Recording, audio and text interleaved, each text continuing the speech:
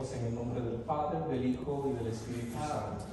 Viendo la multitud, subió al monte, y sentándose vinieron a él sus discípulos, y abriendo su boca les enseñaba diciendo: Bienaventurados los pobres en espíritu, porque de ellos es el reino de los cielos. Bienaventurados los que lloran, porque ellos recibirán consolación. Bienaventurados los mansos, porque ellos recibirán la tierra por heredad.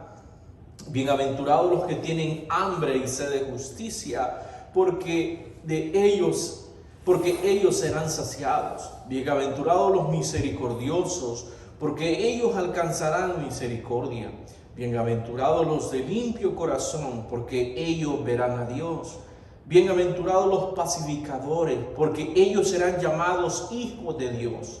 Bienaventurados los que padecen persecución por causa de la justicia, porque de ellos es el reino de los cielos.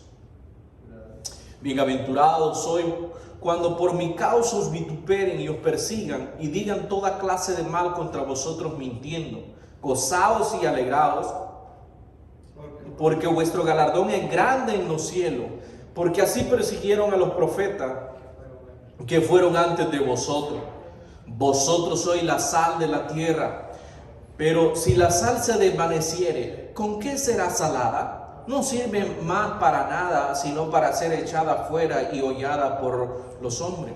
Vosotros sois la luz del mundo. Una ciudad sentada sobre un monte no se puede esconder, ni se enciende una luz y se pone debajo de un almud, sino sobre el candelero y alumbra a todos los que están en casa. Y así alumbre vuestra luz delante de los hombres, para que vean vuestras buenas obras y glorifiquen a vuestro Padre que está en los cielos. Padre, gracias en esta tarde que nos ha regalado, Señor, para estar en tu casa. Gracias, Señor, por tus cuidados. Ha sido una semana difícil, Señor, una semana donde hemos tenido dificultades, pero tu mano poderosa, tu provisión, tu cuidado siempre ha estado ahí con nosotros. Te oramos, Señor, por las familias que han perdido seres queridos en Señor, en esta ola de frío, por las personas que están sufriendo, que no tienen un techo, Señor, que no tienen alimento, Padre, que están adoleciendo, que están enfermos, Señor. Te oramos en esta noche por ellos, Padre, que tú seas guardándole, que tú seas cuidando, Señor, llegando a estas personas, Padre, para aquellos que necesitan alimento, Señor, puedas tú también proveerles, Padre. Gracias, Señor, por cada uno de mis hermanos, por tu iglesia, Señor, por mis hermanos que también les has cuidado, Señor. Gracias, Padre, por los hermanos que han sufrido, Señor, algún inconveniente a causa de ese frío, Señor, puedan su proveerle, Señor, para que puedan todo estar bien para la gloria de tu nombre. Gracias en esta hora, Señor. Pedimos que tú tomes el control del estudio de esta hora y que nos dirijas, Señor, que nos enseñes y que ministres nuestras vidas, Padre, que seas tú instruyéndonos con tu palabra en esta hora, en el nombre de Jesús. Amén y amén. Amén. Bueno, hermanos, vamos a continuar con nuestro estudio. Quizás difícilmente en esta semana han podido leer. Yo sé que ha sido del domingo, hemos tenido ha sido difícil, pero el Señor pues ha estado con nosotros. En esta tarde, hermanos, la lección no va a ser extensa, esperamos hacerla en menos tiempo. Vamos a estar finalizando el último viernes de marzo con nuestras lecciones y ya luego vamos a ver qué más el Señor nos da, vamos a hablar y vamos a ponernos de acuerdo. Ahora vamos a estudiar el Sermón del Monte. Yo quisiera que lo estudiáramos paso por paso y detenernos, pero es bastante, entonces vamos a hacerlo, vamos a darle una vista panorámica, pero vamos a pararnos y vamos a detenernos en algunas cosas que creamos que necesitamos prestarle más atención, quizás en un futuro podamos tener un estudio acerca del Sermón del Monte, porque es muy bonito, muy precioso lo que el Señor enseña acá. Aunque está enseñando a los judíos, a los discípulos, pero podemos hacerle aplicaciones a nuestra vida cristiana. Aunque este libro de Mateo es escrito especialmente para los judíos, pero podemos hacerle aplicación a nuestra vida y es de mucho provecho. Entonces, lo que hemos estudiado ahora y lo que vamos hasta ahora, pues hemos visto la semana pasada, veíamos acerca de los milagros rápidamente, un panorama, las diferentes cosas o diferentes tipos, a la diferencia entre los milagros y todas estas cosas que veíamos, sanidades. Pero ahora entramos un poco más al estudio y vamos a hablar de la vida pública de Jesús. Vamos a hablar de un sermón, vamos a hablar no de la parábola, no de la enseñanza que estamos acostumbrados a ver a Jesús enseñar a sus discípulos en privado. Ahora no, ahora este es un discurso, ahora este es un sermón, es una predicación pública. Entonces va el tono, vamos a ver la diferencia, porque cuando Jesús está enseñando, empieza a dar detalles y explica, aún cuando enseña las parábolas, Él le da la interpretación a la palabra, está enseñando.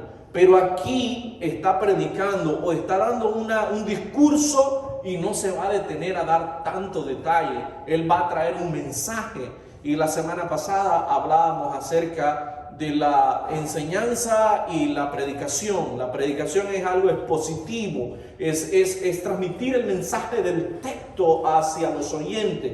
Pero aquí es lo que va a hacer el Señor Jesucristo. Va a tomar la ley y va a explicarla, porque está hablando específicamente a la nación judía. Pero en la enseñanza más tarde, Él usa las parábolas y empieza a explicar, a enseñar detalladamente las parábolas. Es muy diferente. Entonces, Él lo hace aquí un poco más rápido y lo conocemos como el Sermón del Monte. Algunos lo conocen como el Sermón de la Montaña. Otros lo conocen, algunos dicen, no dice acá el pasaje, pero algunos dicen que fue en el Monte de los Olivos, pero la Biblia dice que fue en un monte, y eso lo vamos a ver acá en el estudio de hoy. Tenemos acá el primero, el gran discurso de Jesús que dio, es denominado generalmente como el Sermón del Monte, porque Jesús lo pronunció en una colina cerca de Capernaum. Fue cuando Él estaba dando este discurso o este sermón. Jesús aquí, en esto, Jesús proclamó su actitud hacia la ley, enseñando. Él enseñó varias cosas acá. Enseñó la posición social, enseñó la autoridad y enseñó acerca del dinero. Es decir, que no son importantes en el reino de Dios. Es decir, la posición social, ni la autoridad o el poder y el dinero en el reino de Dios no son importantes. Es decir, lo que importa en el reino de Dios es la obediencia fiel de corazón. El Señor va a enseñar más tarde acerca de la autoridad, acerca del nivel social y de la discriminación que había, y también va a hablar del dinero más tarde. Pero ve que la importancia que el Señor le da es a la obediencia fiel de corazón, que es la prioridad o es la actitud que debe de tener los discípulos del Señor o los que son parte del reino de Dios. Por ejemplo, el Sermón del Monte, Jesús enseña, y esto es importante, los atributos primarios de la gente que recibe su mensaje. Lo que Él va a enseñar aquí son los atributos, es decir, de las personas. Él va a hablar de las personas que son parte de su reino. Él va a hablar de los atributos que estas personas tienen o de las recompensas que estas personas tienen por recibir su mensaje, por ser parte de su reino y por ser sus discípulos y hacer la tarea que Él les ha encomendado. Y más tarde vamos a estar viendo las bienaventuranzas. Entonces Él va a tocar estas cosas en este sermón, hablándolo las tres columnas importantes o sobresalientes que va a tocar en este sermón es la posición social, la autoridad y el dinero más tarde, que va a hablar acerca de esto. Entonces, este sermón, y estamos introduciéndolo, aquí, hermanos, nadie hallará felicidad en este mundo, según lo que va a plantear el Señor Jesucristo acá, o en el venidero, en este mundo, o en el tiempo venidero, si no busca a Cristo como es gobernado por el Señor Jesucristo. En otras palabras, que la felicidad que las personas tienen al venir a Cristo, no la pueden encontrar, y estas cosas nosotros las conocemos, pero no la pueden encontrar. Entonces Él está enseñándole a sus discípulos acá que es necesario que ellos reconozcan que Él es el Rey, que reconozcan que Él es su Creador, y que puedan venir a Él a través de la fe y puedan ser parte de este reino y puedan encontrar la paz y la felicidad, el descanso que ellos buscan. Él enseñó acerca de lo que era el mal, y ellos debían aborrecerlo, y enseñó también el bien, el cual ellos debían de buscar y abundar en ello. Eso es lo que va a enseñarle a sus discípulos en estos 3 capítulos más adelante. Él les va a enseñar la diferencia en estas 2 cosas, y Él les está haciendo la comparación, y lo vamos a estudiar más tarde. El discurso inicia con un cuadro completo del verdadero discípulo. Él empieza a hablar en las bienaventuranzas, donde leímos al principio, refiriéndose a verdadero discípulo, cuando Él dice: bienaventurados los que lloran, bienaventurados los pacificadores, bienaventurados los mansos, bienaventurados, todos ellos. Él se está refiriendo a los verdaderos discípulos del Señor, porque dentro del pueblo, o dentro de los que seguían a Jesús, habían personas que no le estaban siguiendo por los intereses o por las acciones o las decisiones correctas, sino que habían otras decisiones, otros motivos. Entonces, cada bienaventuranza que el Señor Jesucristo habla aquí incluye una bendición, y también incluye una descripción y una explicación. Esto, hermanos, es a manera para introducir lo que es lo que está enseñando. Entonces, el adjetivo bienaventurado, y esto lo hemos escuchado en los salmos, se habla mucho acerca. En el Salmo 1 vemos: bienaventurado el varón que no anduvo en consejo, hablando acerca de la bienaventuranza.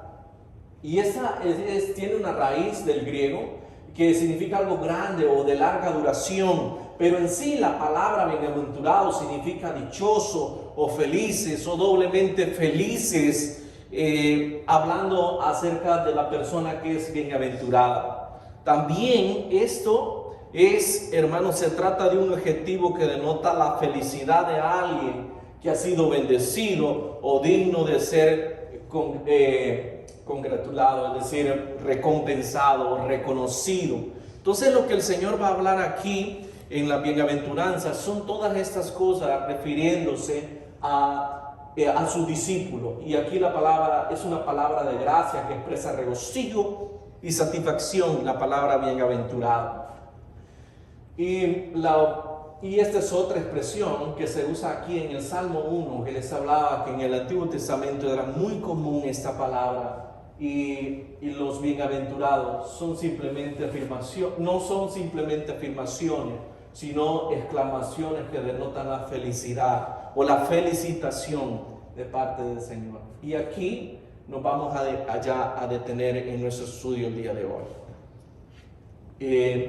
Primeramente, hermanos, la frase clave que abre y cierra la serie es: porque de ellos es el reino de los cielos, refiriéndose a los discípulos que son mansos, refiriéndose a los discípulos que son misericordiosos. Y esta palabra, es decir, o esta frase, abre y cierra lo que Él está hablando. Y esto se refiere a aquellos que reconocen a Dios como Rey y quienes por lo tanto ven con anticipación el cumplimiento de su propósito por el cual están aquí.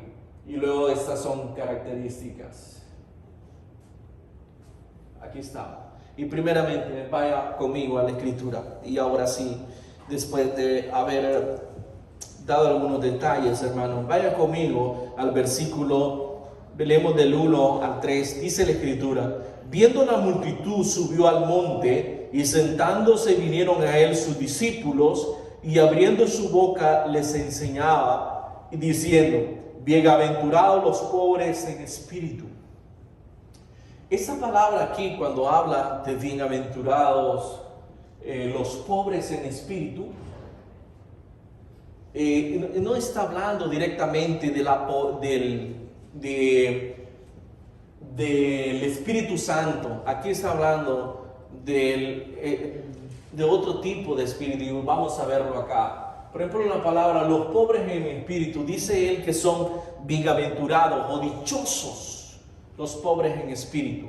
Entonces, cuando encontramos la palabra espíritu, aquí no se está refiriendo al Espíritu Santo en este versículo, sino que se está refiriendo a algo más. Hablando la palabra pobre en hebreo, es usada para describir una persona humilde o indigente que pone su confianza en Dios. Es decir, a aquellas personas, y tenemos un poquito más antes de referirnos a esto, la palabra pobre en el griego indica que al hombre totalmente indigente, que no tiene absolutamente nada. Cuando el Señor está hablando de la pobreza acá, se está refiriendo a las personas que es decir, ponen toda su confianza al Señor, que no confían en nada para su salvación, para justificación. Vean que los pobres son los que reconocen su pobreza espiritual y dejando a un lado toda autosuficiencia, buscan la gracia de Dios. Se está refiriendo el Señor Jesús aquí a los pobres en espíritu. Se está refiriendo a aquellos que reconocen su pobreza espiritual. Es decir, cuando habla de que ellos son bienaventurados. ¿Por qué razón? Porque lo contrario a esto sería una persona arrogante, orgullosa, que no va a doblegarse o no va a humillarse ante el Señor. Entonces, y cuando la Escritura habla aquí él dice, ellos son bienaventurados, aquellos que se humillan, es decir, que reconocen su estado espiritual, que reconocen su miseria espiritual en la que se encuentra, y reconocen y dejan a un lado la autosuficiencia, el orgullo, la arrogancia, y vienen al Señor. Entonces, cuando está hablando acerca de la pobreza o de los pobres en espiritual, y refiriéndose también al área espiritual. Otra de las cosas, hermanos, que los pobres en espíritu ven su necesidad y se duelen por su culpa, y tienen sed de un redentor, hablando de su necesidad espiritual. Pregunto, hermanos,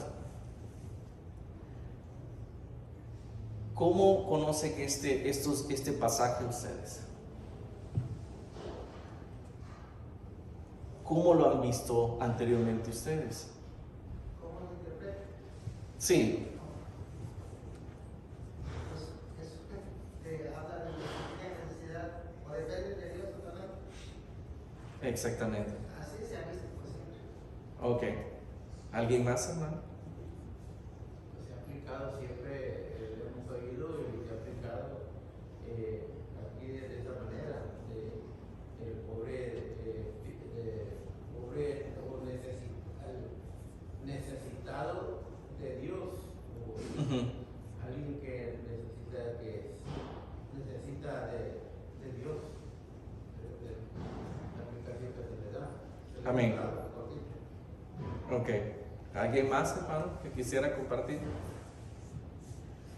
Pues según pues, lo que más o menos uno ha oído casi siempre, un pobre de espíritu es como una persona humilde que tal vez no entienda muy bien o no capte muy bien las cosas, pero que siente hambre en su corazón de pues, aprender y de alimentarse más con la palabra. O sea, alguien tal vez por lo menos, como digo, una hermana, yo hermano yo siento el deseo de leer la Biblia, pero no lo entiendo.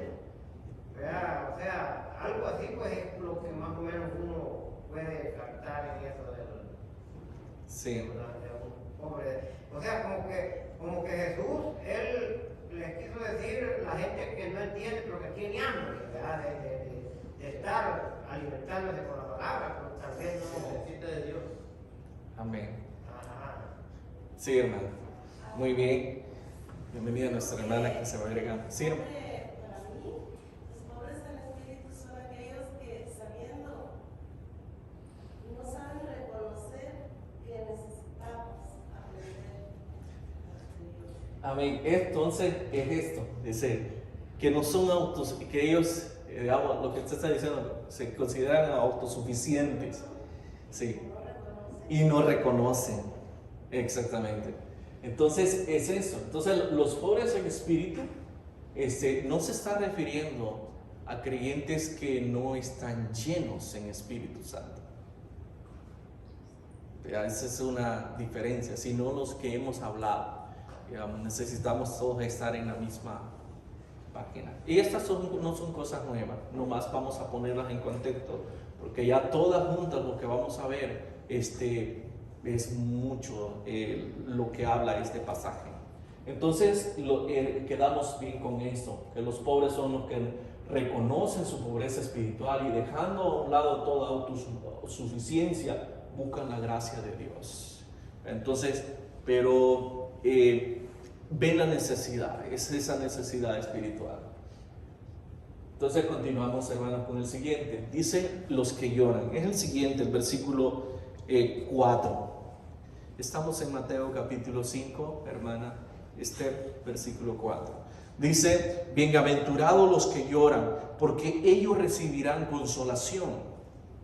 Recuerde que lo que el Señor Jesucristo está haciendo aquí, está preparando a sus discípulos para el ministerio de la predicación que más tarde iba a venir. Es decir, el trabajo que ellos iban a hacer. Y Jesús les está enseñando también a ellos que en este periodo de tiempo iban a suceder muchas cosas. Y por ejemplo, Él dice, felices o dichosos los que lloran. Es decir, y dice el pasaje aquí, porque ellos recibirán consolación. Y aquí el término llorar, la palabra llorar es muy fuerte en el griego. Se usa para hacer duelo por los difuntos más queridos, como el llanto de Jacob por José. Es decir, la palabra llorar está hablando de un llanto profundo, algo que duele, algo que es decir, inexplicable, es algo muy fuerte.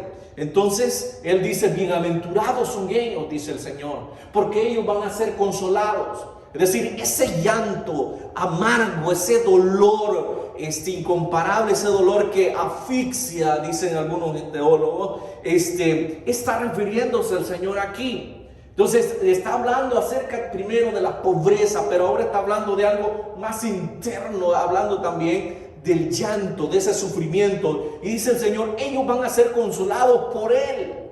Entonces dice, ellos son bienaventurados. Es decir, el llanto no va a ser para siempre, sino que ellos van a ser consolados.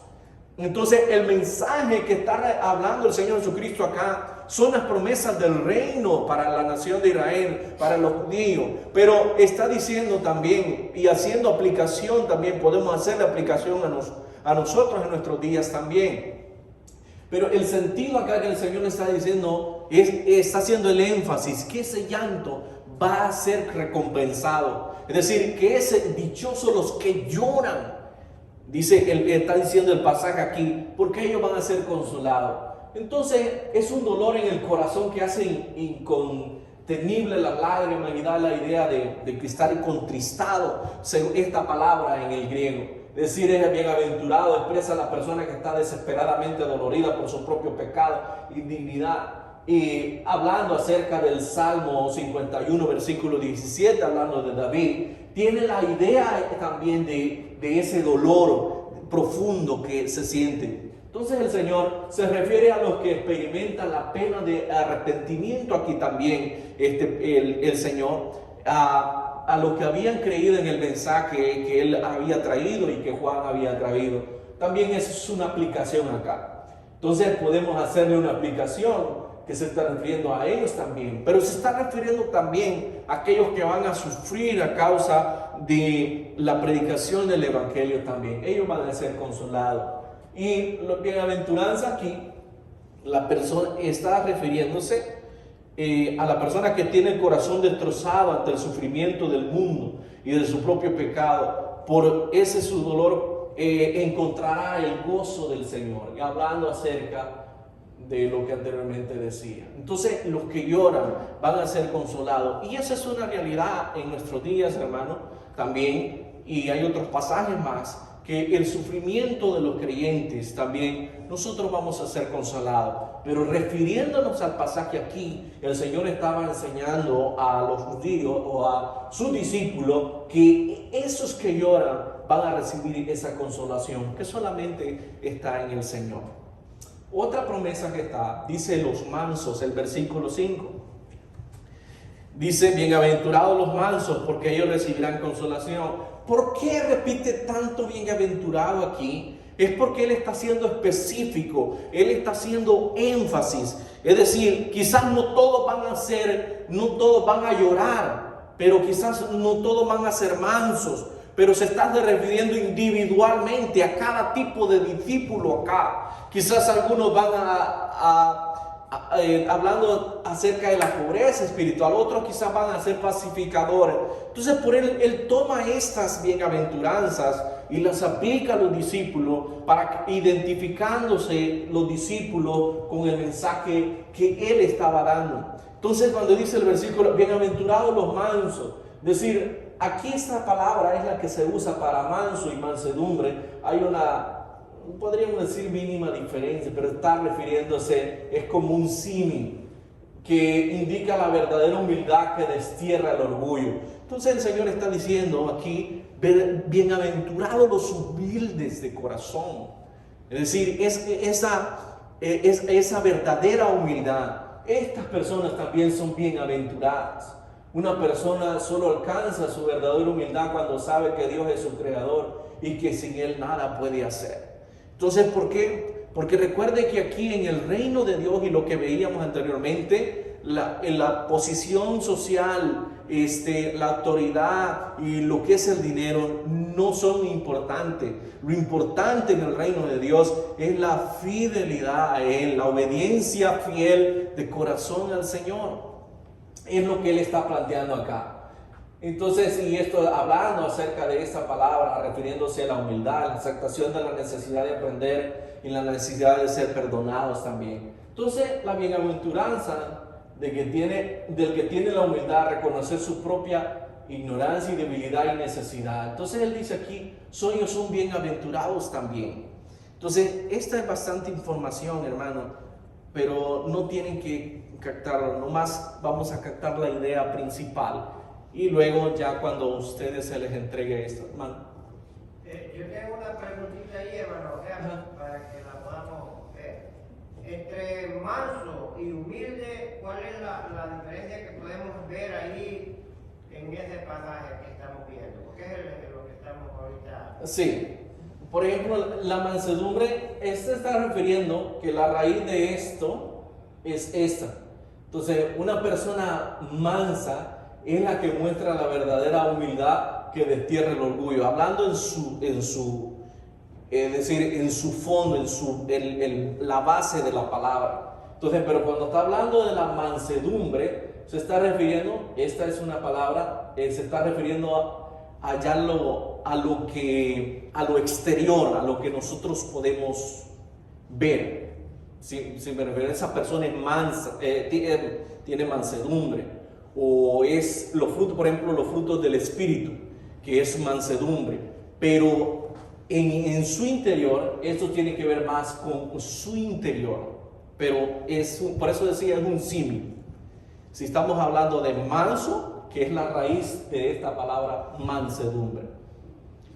En otras palabras, viene siendo O sea, vaya, lo de humilde que vimos anterior es diferente bastante con manso.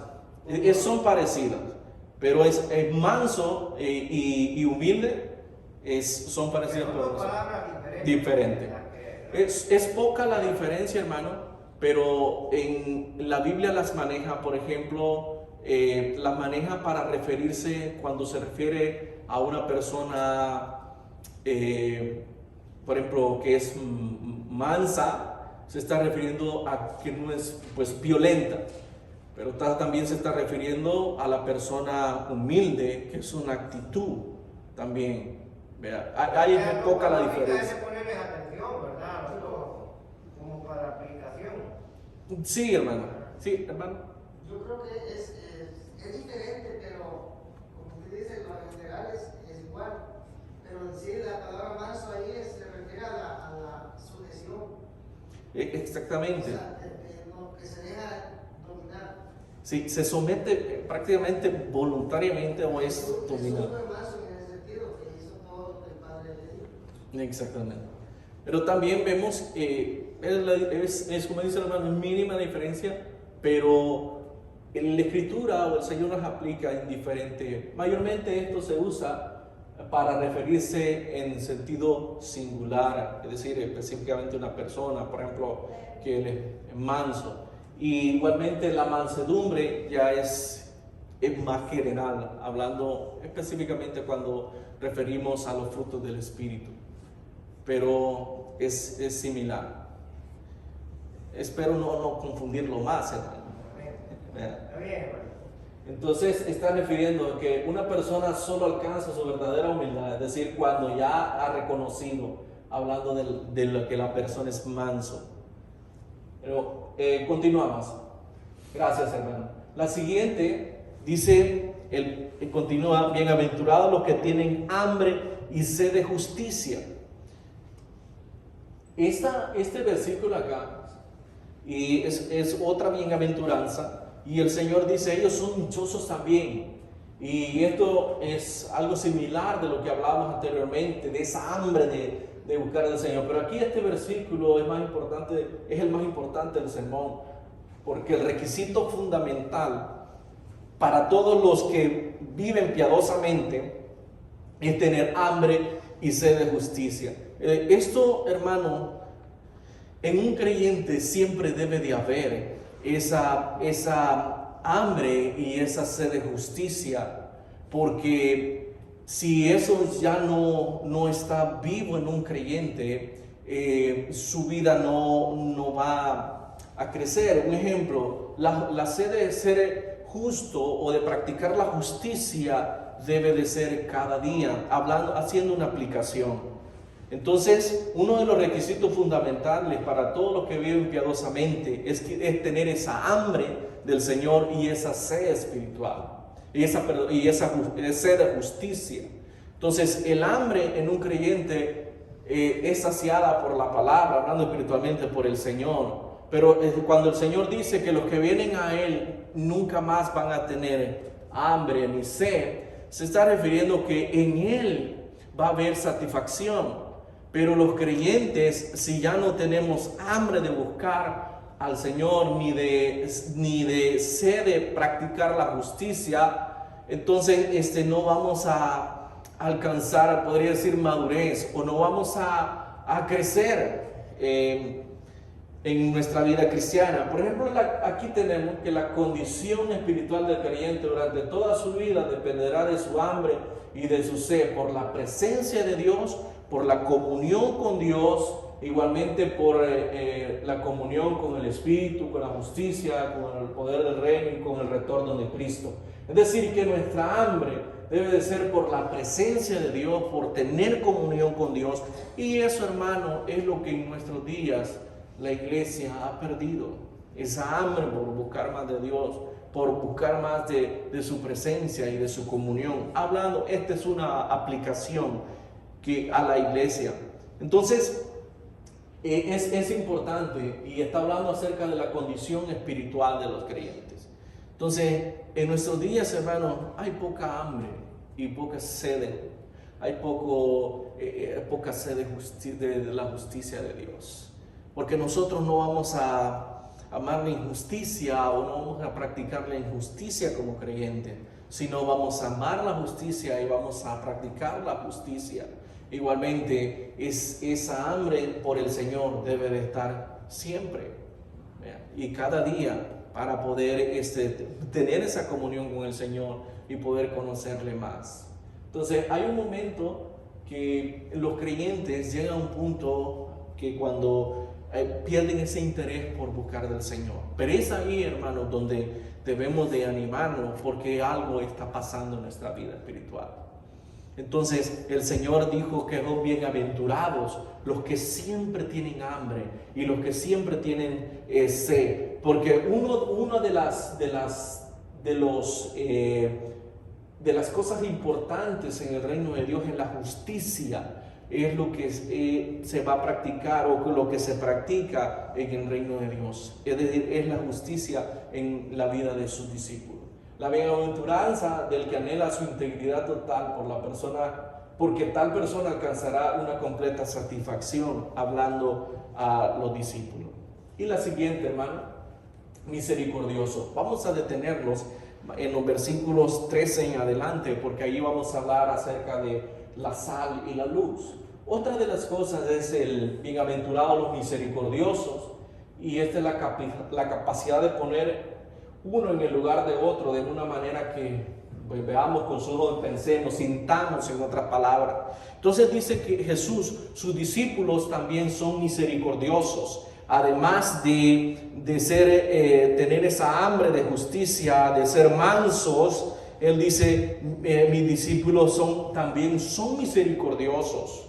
Entonces, cuando habla de la palabra misericordiosa aquí, se está refiriendo a tener esa capacidad de ponernos, de sentir, decir como por las demás personas, o hacer, o ser, pensar, o ver a las personas, o sentir como sintieran las personas que están sufriendo. Entonces el Señor dice, son bienaventurados los misericordiosos, los que hacen misericordia. Es una de las características que debe de tener un verdadero discípulo, que me sigue enseñando el Señor acá. Entonces es precisamente lo que Dios hizo, vino a la humanidad, no como el Dios soberano, sino como un hombre. Es decir, Él tuvo misericordia de nosotros. Entonces, Él es el mayor ejemplo, o el ejemplo supremo de la misericordia en la venida de Jesucristo.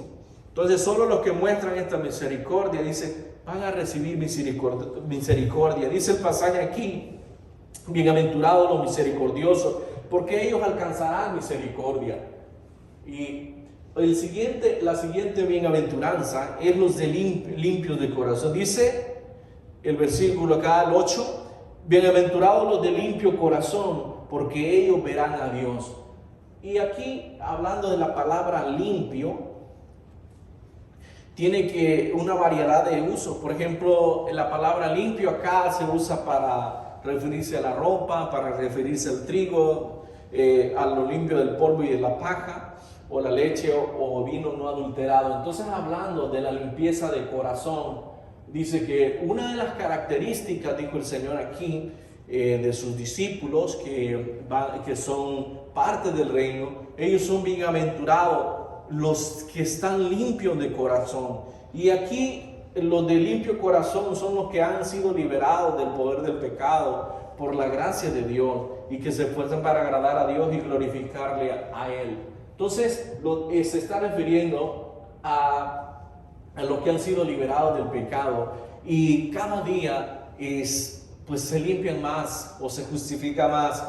Dice la Escritura en Apocalipsis, el que pues esté limpio más, hablando acerca que nuestra vida, hermano, hay una batalla interior en nuestra vida. Recuerden que nuestros enemigos es la carne, el diablo, el mundo. Entonces, interiormente a nosotros hay un conflicto entre la carne y el espíritu, que quiere servir al Señor. Muchas veces el creyente que no quiere hacer esas cosas. Y vemos un ejemplo con Pablo en el capítulo 7 de Romanos, que él quiere hacer la voluntad de Dios, pero su carne no quiere hacer la voluntad de Dios. Entonces aquí se está refiriendo a las personas que han sido limpiados del poder del pecado por la gracia de Dios. Entonces dice que únicamente los de limpio corazón van a ver a Dios, dice el versículo acá, refiriéndose a una promesa futura, y describe la bienaventuranza, pero también nos habla de la promesa futura, que únicamente los de limpio corazón, los que han sido limpiados con su sangre, van a ser los que van a ver a Dios. Recuerde que aquí el Señor se está refiriendo a una multitud que le estaba siguiendo. Había muchos que lo conocían, que ya habían creído en Él, pero otros estaban siguiéndole, porque querían solamente saber qué es lo que Él estaba haciendo, tenían otros intereses. Los otros que tenemos aquí en el versículo 9 dice: bienaventurados los pacificadores, porque ellos serán llamados hijos de Dios. Estas bienaventuranzas, hermano,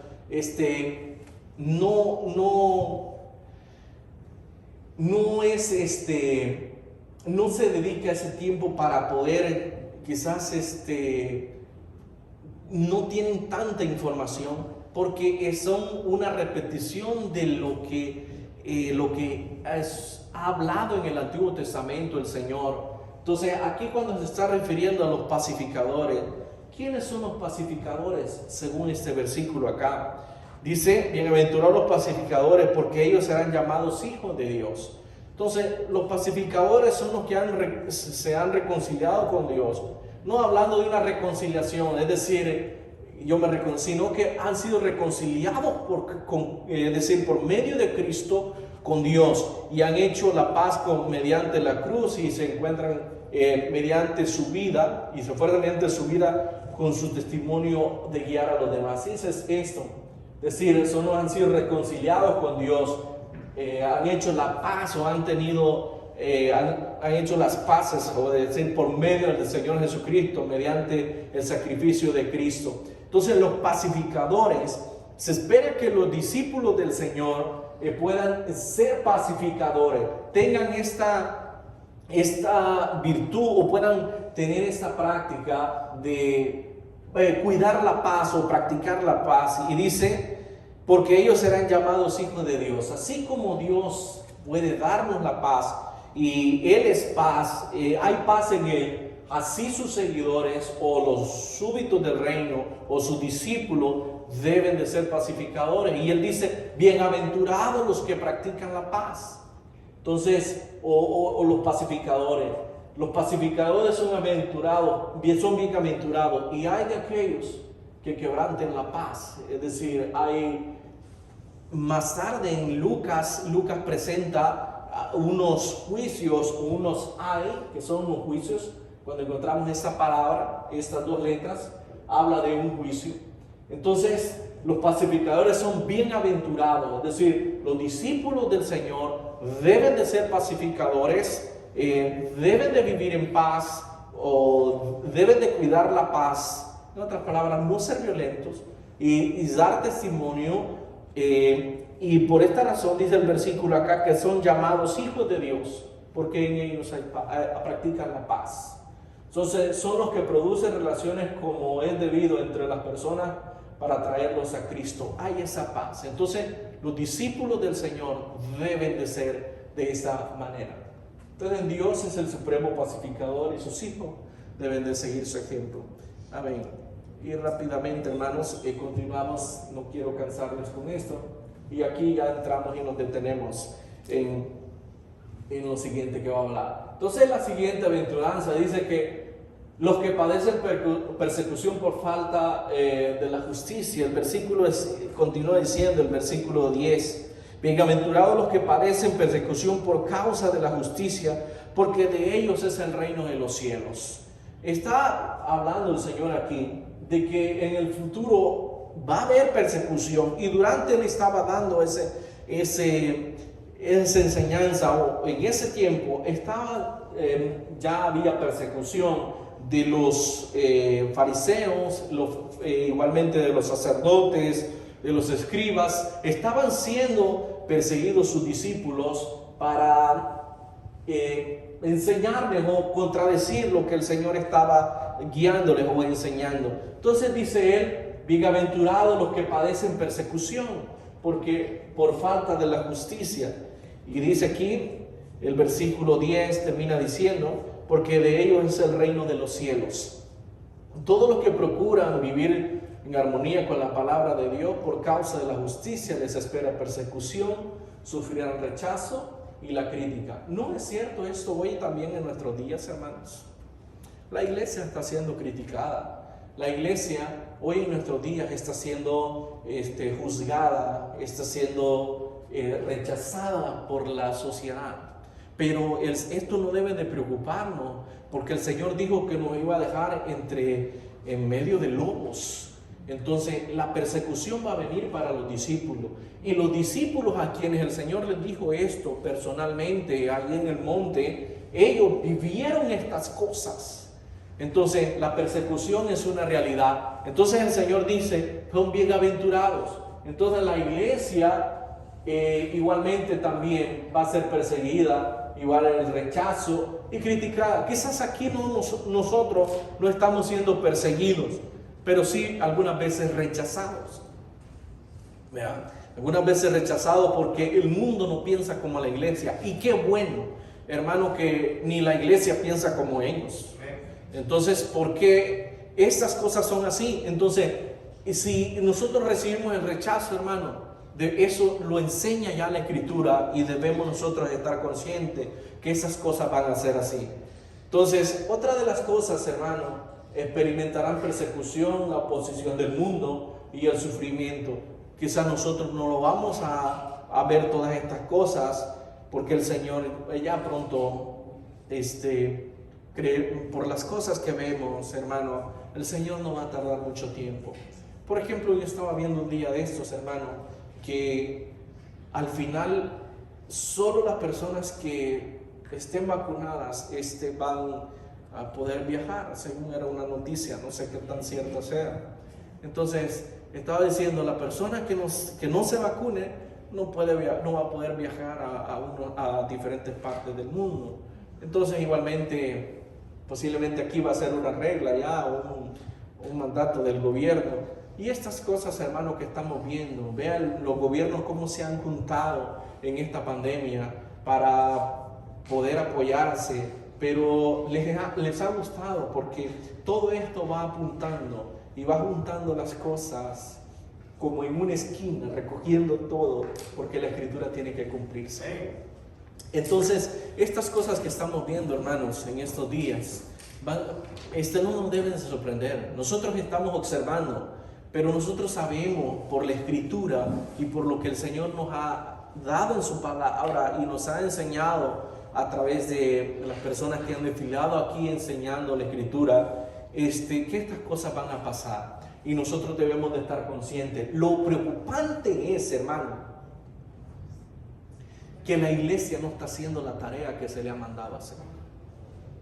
Es decir, el tiempo se está cortando. El problema es que la iglesia no estamos haciendo, hermano, y conscientemente no estamos haciendo lo que el Señor nos ha mandado a hacer. Vean. Entonces, ese es uno de los grandes problemas. Y el problema es que cuando venga la persecución siguiente, mire, hermanos, ahora nos dejan reunirnos, pero quizá va a haber momentos que no lo van a hacer. Hace 4 años estaba una mayor aquí que era mujer. Se había levantado acerca de que la iglesia no tenía que hablar de matrimonios homosexuales y todo eso. Entonces, y puso de que tenía que hacer sus mensajes, de que no hablase nada de eso, ni en contra de lo que, pues, lo que dice la Biblia, que está en contra de Dios. Sí. Entonces, el punto es de que hace ese tiempo ya había llegado hasta la Suprema Corte, donde estaban ya peleando que se hiciera aún a los baños, que se hicieran lo que ya ahora que cambió la administración en el gobierno, ya se han firmado cosas que se habían firmado,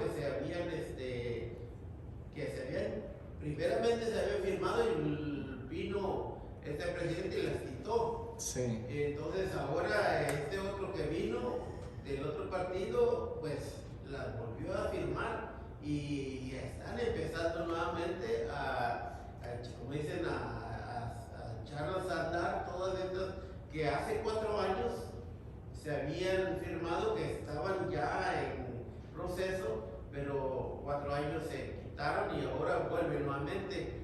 Ahora, como dijo el Chaplin, ¿quién? Sí. La verdad es que el gobierno está en esta situación, ¿verdad? Y sabemos que Dios es el que tiene el control y todo, pero en esos 4 años, pues lo que se hizo, y lo que no se hizo, y ahora vamos a ver la situación que se viene para la iglesia, porque viene para la iglesia algo que pues sabemos bien que Cristo viene, pero antes que Cristo venga, vamos a ver todo eso, la persecución, la oposición más del mundo para la iglesia. Sí, eso es lo que se va a ver. Quizás, hermano, sí, gracias, hermano. Quizás no vamos a entrar nosotros a la persecución, pero quizás podamos ver los principios de dolores. Vea, no vamos a estar en la tribulación, porque la iglesia no va a pasar la tribulación, pero posiblemente nosotros veamos los principios. Entonces, hermanos, algunas cosas estamos viviendo. Y miren, hermanos, quizás esto en el futuro les pueda servir. Digamos, yo aquí, mañana puede estar uno de ustedes, pero quizás les pueda servir. Si usted no estudia la Biblia personalmente, no por iniciativa porque el pastor le está diciendo, ni por nada, yo le animaría a que lo haga. Y le voy a decir por qué. Porque posiblemente en el futuro no nos podamos reunir. Entonces, usted tiene que, si no, vamos a sufrir. Entonces, a mí me toque predicar o no me toque predicar, yo siempre estoy estudiando, pues tengo mi devocional.